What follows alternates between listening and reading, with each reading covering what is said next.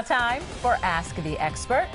The World Series has lots of folks buzzing about baseball. But even if you're not a baseball fan, there are lessons you can take from the baseball diamond and apply them to your finances. So joining us live this afternoon, financial professional Brad Allen with wealthwisconsin.com to teach us how to hit a grand slam and hopefully not strike out, right? Right. Okay. So what are the three strikes, though, when it comes to dealing with money? Sure, yeah. Number one is going to be not having a game plan, right? And by game plan, I mean not having a budget. A budget's really important when you're thinking about how much you're spending per month versus what's coming in. It's going to help you make solid financial choices. You know, you keep talking about that, about getting a budget. That's not an easy thing. I mean, you really have to sit down and say, this is what we're spending on everything from A to Z. I mean, from the cleaners to the grocery store to the gas, you know, all of it. And it has to be on a monthly basis, too, because every month is going to be a little bit different, right? Okay. And that miscellaneous fund, though, seems to get bigger and bigger. That's right. Sounds like this is a conversation you have daily, not monthly. Right, exactly. Yeah, you're always going to have those kind of fixed expenses per month, utilities, property tax, but there's also the variable expenses like traveling and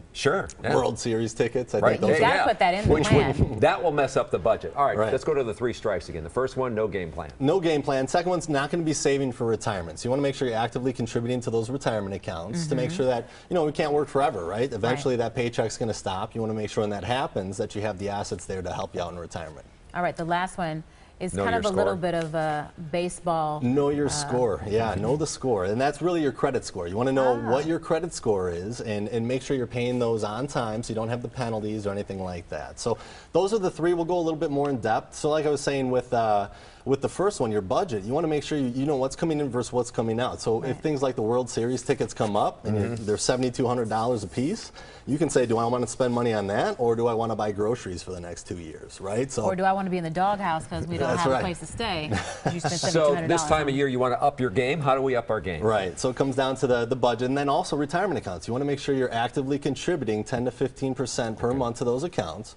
Again, we don't know what pensions look like. We don't know if Social Security is going to be there for the younger generations. So you have to be your own advocate these days. Put money into those accounts and make sure that you're actively contributing on average 10 to 15% to them. Okay, playing for the post game? The post game is the retirement. So make sure you're contributing to those retirement accounts and make sure you're doing that every single month. And then there's things like if your company doesn't give you a 401k or a 403b, look at individual retirement accounts, things like traditional IRAs, Roth IRAs. You know, you could do a lot of good things with those accounts, and it doesn't have to be a company account. Why keep an eye on that scorecard? I mean, in terms of your credit score. Credit score is huge. I mean, you want to make sure you're actively paying those payments every single month, so your credit is as high as possible. But really, when we're looking at credit, you want to look at your credit availability. You want to keep that to 10 to 20%. Of the available credit to you. So FICO just recently did a survey. They said that the people who have the 750 or above score, their credit availability is 7%. That means they're using 7% of the credit that's available to them. So if you keep that low, your credit score is going to stay high, your payments are going to stay low. 750. Yep, and that'll help with when you want to make a big purchase, you have that credit available to you. All right, so now who's going to win the World Series, Cubs or Cleveland? I don't know. It's 1-1. It's 1-1. They got a good series. It's going to be a team that hasn't done it in a long time. Yeah, that's a good prediction. Very safe there, Shannon. Have a question for our experts? Email them at asktheexpert@today'stmj4.com. You can always leave a voicemail. We have the number right there for you.